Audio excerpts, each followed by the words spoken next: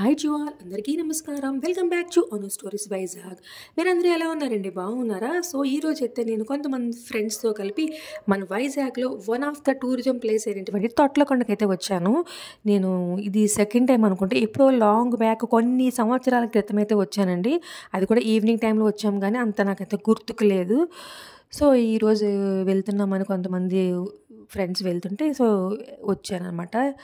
Sunday కాబట్టి నాకు కూడా హాలిడే, మార్నింగ్ వెళ్తే బాగుంటుందని చెప్పేసి ఇంకా వచ్చామన్నమాట.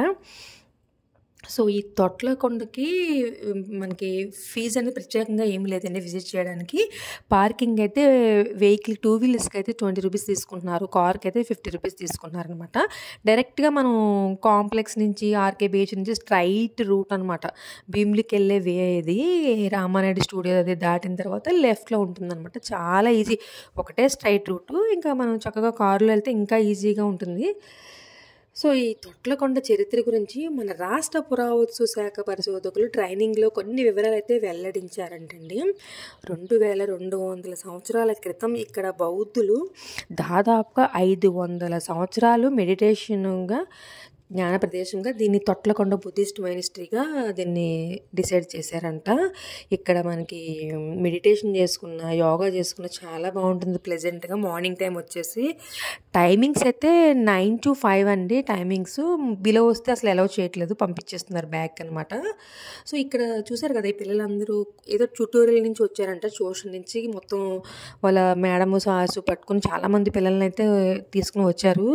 మా చిన్నప్పుడు చదువుకున్నప్పుడు సోషల్ ఎక్కువగా ఈ బుద్ధుడివి, బౌద్ధిస్ట్వి ఇలా రకరకాలు ఉంటాయి కదా, దాని గురించి అవి లెసన్స్లో అయితే ఎక్కువ చదువుకున్నాము. సో పిల్లలకైతే మంచిగా ఎక్స్ప్లెయిన్ చేస్తున్నట్టు మనం చెప్తే వాళ్ళకి మంచి నాలెడ్జ్ ఉంటుంది. ఇక్కడ గైడ్ కూడా ఉన్నారు మనకి, అంతా బాగా ఫస్ట్ నుంచి ఏమి ఏంటి అనేది కూడా గైడ్ మనకి ఎక్స్ప్లెయిన్ చేస్తారనమాట.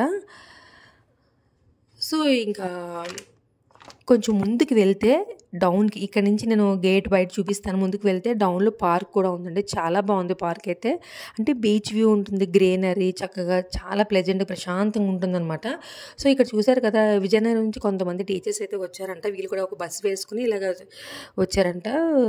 సో గైస్, ఈ వీడియోని ఇక్కడితో నేను ఎండ్ చేద్దాం అనుకుంటున్నాను. ఈ వీడియో నచ్చితే ప్లీజ్ లైక్ చేయండి, షేర్ చేయండి. మా ఛానల్ ఇంకెవరైనా సబ్స్క్రైబ్ చేసుకున్న వాళ్ళతో కనుక సబ్స్క్రైబ్ చేసుకుని ఆల్ అనే బటన్ ఉంటుంది కదా, దాన్ని క్లిక్ చేయండి.